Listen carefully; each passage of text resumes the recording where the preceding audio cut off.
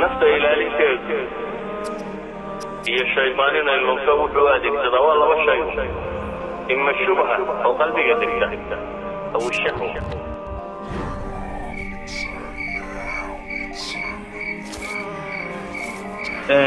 موضوع كان مهم هو آدوية sababtu waxay tahay haddii aynan nafteena ka guulaysanin cadow kama guulaysan karno qofka awoodi kari waaya inuu nafta bayna janabay nafta dhexdiisa ku jirta inuu xukumo inuu dabdin karo inaanu sii daynin qofka awoodi kari waaya cadowna iskaba xakamayn karo walidaalika bay culimadu had iyo goor waxay tilmaamaan jihaadu nafs ama naftoo lala jihaadama waxay ku horeeyaa bay yidhaahdaan shaytaankaba intaan la iskaadhin ama si kale haddaynu usii tilmaamnaa acdaada iyo gaalada intaan lala diririn idan haddaynu rabno islaamka mustaqbalkiisa inaynu in badan ka fakerno oo inuu islaamku soo noqdo dunida tan mar dambe casiis uu ku noqdo mid ka xoog badan le uu noqdo waxaynu u baahannahay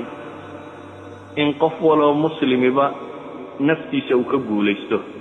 ama se naftiisa uu xakamayn karo ama se uu maamuli karo naftu shahawaat bay leedahay waxay jeceshahay baa jira laakiin waxay jeceshahay in la xukumaa oo loo talin karaa waa mas'aladaba imtixaanku uu ku sugan yahay ee aakhiro ama lagugu abaalmarinayo janno ama lagugu abaalmarinayo naar walciyaadu billah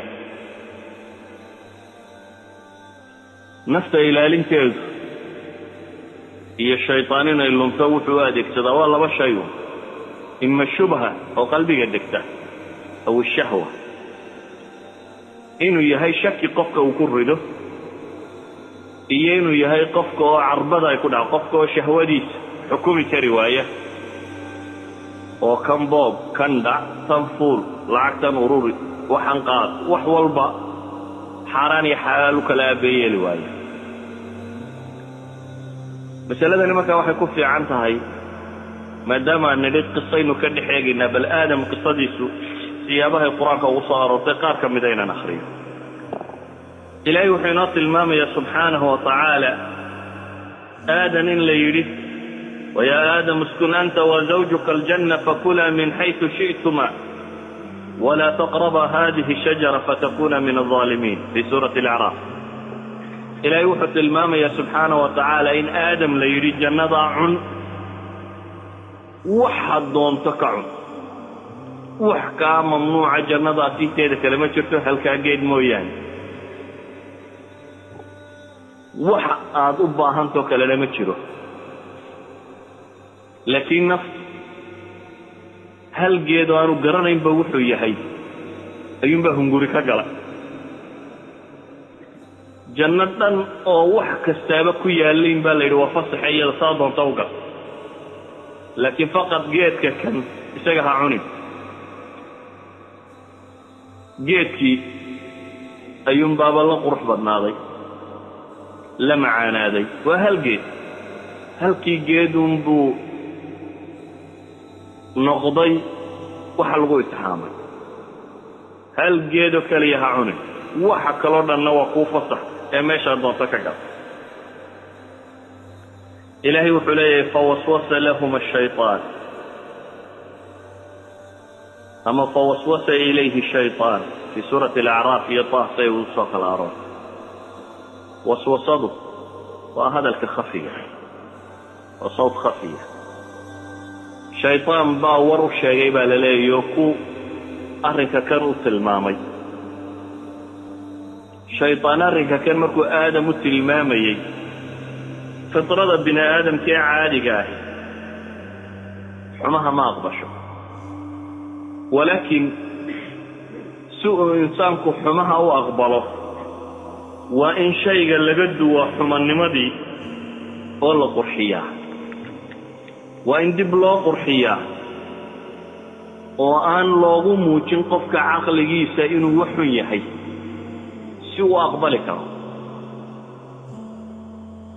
dadka lama yidhaahdo maalan wadcigaynu maanta ku nool nahay xumaha waxa haala min al-amaana baa la saaraa waa la qurux badnaysiiya waxa lagu leeyahay sex discrimination ha samayn qofku waa inuu xorriyadiisa lahaado waxa la daboolayo dhamma waa maxay waa nin fuulaya laakiin fitrada qof waliba waa ogyahay in haddii la yidhaha nin fuulayna wax xun tahay bashar aan garanayni ma jiro laakiin wayna sidiisa loo odhana si kale waa in loo yidhaahdo bini aadamku angal kaloo wax ka aqbali karo ama angal kaloo wax laga tusin karo waa in looga sheegaa oo aan looga sheegin angalka markiiba nafta bini aadamku ay ka soo boodayso qadiyatu tasyiin iyo qurxin iyo khadaaca ibliis khabiir buu ku ahaa waayo markii horeba sida qur-aanku inoo tilmaamayo waa kale qaala rabbi bima aghwaytanii lauzayinanna lahum fi lard wuxuu ku dhaartay inuu maxay mas'alatu tasyiin qurxin inuu samayn doono oo wala ughwiyannahum ajmaciin ilaa cibaadaka minhum almukhlasiin oo dadkoo dhanna inuu lumin doono addoomaha ilaahay uu doortay subxaana wa tacaala uu khaaliska ka dhigay mooyaane ilahay waa ka tilmaamaya dadka amban doona waqayadnaa lahum quranaa'a fazayanuu lahum maa bayna aydiihim wamaa khalfahum shayddaamaanu ku dari doonaa baa ilahay yidhi u qurxiya xagga hore iyo xagga dambaba idan insaanku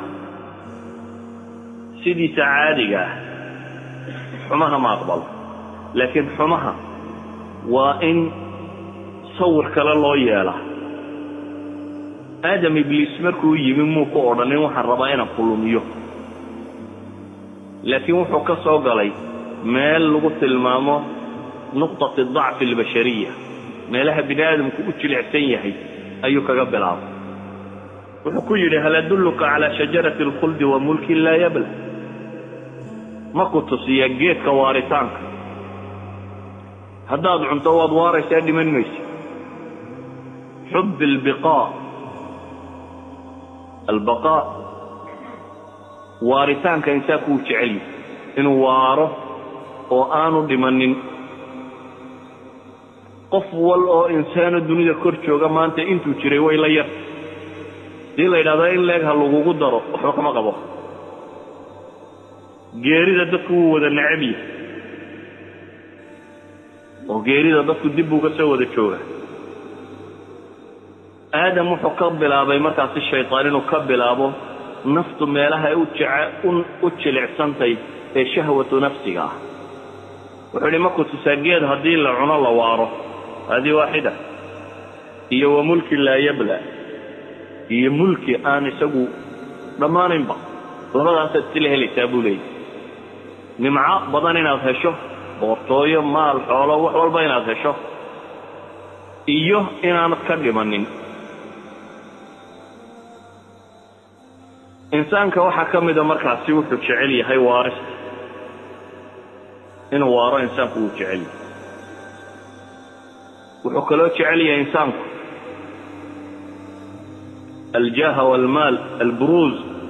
inuu muuqdo oo dadka ka dhex muuqdo oo jaah iyo magac iyo boqortooyo iyo waxa kan uu yeesho farta lagu tilmaamo waa min fitrati albashariya inta ugu badanna kuwaasoo si xun loo adeegsadaa shahwaatu nafsiga oo dhammi inta badan ka yimaada